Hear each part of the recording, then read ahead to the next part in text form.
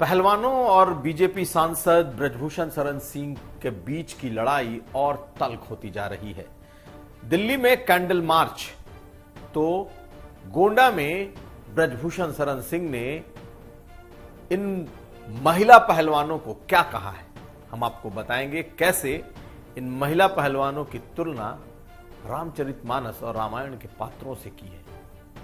ये दिखाएंगे और सुनाएंगे। इसके अलावा उत्तर प्रदेश में बरेली के सीओ की बेटी ने आईएएस यूपीएससी की परीक्षा में चौथा स्थान प्राप्त किया है, यह भी हम आपको बताएंगे। और साथ साथ ये जानिए कि अतीक अहमद के वकील पर अब जो मुकदमा दर्ज हुआ है, क्यों दर्ज हुआ है, आखिर उस पर आरोप कितने गंभीर लगे।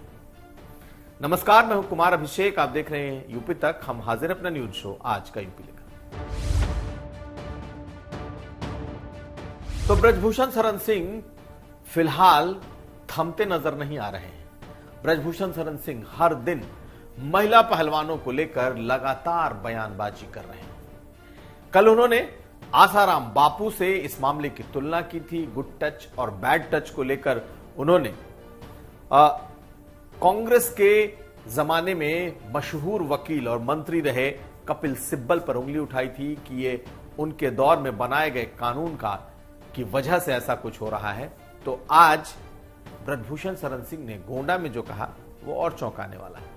उन्होंने कहा कि ये जो पूरा आंदोलन है सिर्फ 3 जोड़ों का है, यानी 3 पति पत्नियों का आंदोलन है और इसमें 7वां कोई भी पहलवान शामिल नहीं है।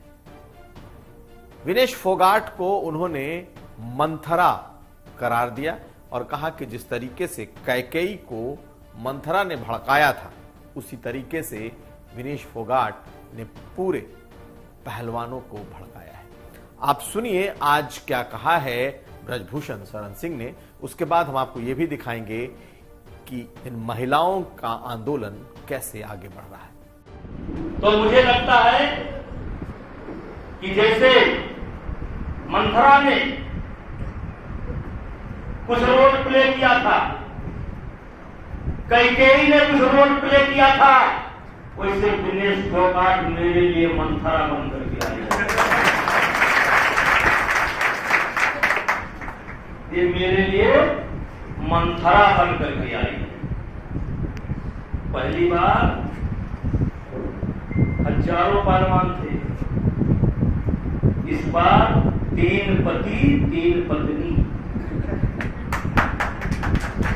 3 पति 3 पत्नी, 7वां कोई नहीं।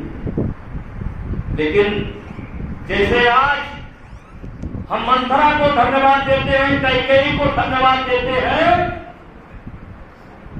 वैसे हम कुछ दिन के बाद विनेश फोगाट को भी धन्यवाद देंगे जब उसका पूरा का पूरा परिणाम आ जाएगा।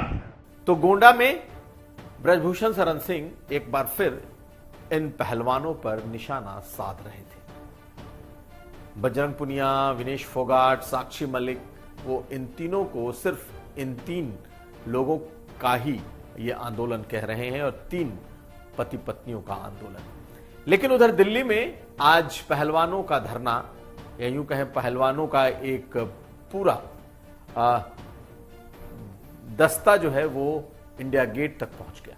बड़ी तादाद में इसमें लोग शामिल हुए और बकायदा कैंडल मार्च के लिए ये लोग इंडिया गेट तक पहुंचे। आपने दोनों तस्वीरों को देख लिया। एक तरफ ब्रजभूषण शरण सिंह किस तरीके से लगातार हमले कर रहे हैं इन पहलवानों पर और किस तरीके से इन पहलवानों का आंदोलन आज भी जारी है। लेकिन ब्रजभूषण शरण सिंह अब लगातार इसे गुड टच और बैड टच का मामला बता रहे हैं। अब अगली खबर। अतीक अहमद के बाद अब अतीक अहमद के वकीलों की भी शामत आती दिखाई दे रही है। अतीक अहमद के साथ उसके सबसे क्लोज कॉन्फिडेंट, सबसे विश्वास पात्र वकील सौनत हलीफ के बाद अब दूसरे वकील विजय मिश्रा के खिलाफ एफआईआर दर्ज हो गई। प्रयागराज के एक प्लाईवुड और माइका के व्यापारी ने विजय मिश्रा के खिलाफ 3 करोड़ रुपए मांगने का, 3 करोड़ रुपए की रंगदारी मांगने का एक मामला दर्ज कराया है, एफआईआर दर्ज कराई है। और उनका आरोप है कि 1,20,000 रुपए के सामान विजय मिश्रा, जो कि वकील है, वो उसकी दुकान से लेकर के गए, लेकिन जब उधार मांगने लगे तो न तो पैसा दिया, उल्टे 3 करोड़ की रंगदारी मांग ली। अब इस शख्स ने अतीक अहमद के, इस वकील के खिलाफ थाने में ये एफआईआर दर्ज करा दी है। ये दोनों सबसे अहम वकील थे जो कि पूरे मामले में अतीक के साथ थे। सौलत हनीफ, जो कि इस वक्त सजा याफ्ता होने के बाद जेल में बंद है और लगातार अतीक के खिलाफ पुलिस के सामने राज उगल रहा है, वहीं दूसरे वकील ने भी के खिलाफ भी जब मामला दर्ज हुआ है तो अब कई और राज सामने आ सकते हैं। अब अगली खबर। संघ लोक सेवा आयोग यानी यूपीएससी का आखिरी परिणाम सामने आ गया।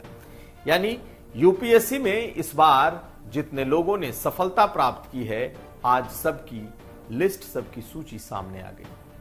सबसे अच्छी बात यह दिखाई दी कि टॉप 10 में 6 लड़कियां हैं और इन 6 लड़कियों में टॉप 4 में 2 उत्तर प्रदेश की हैं।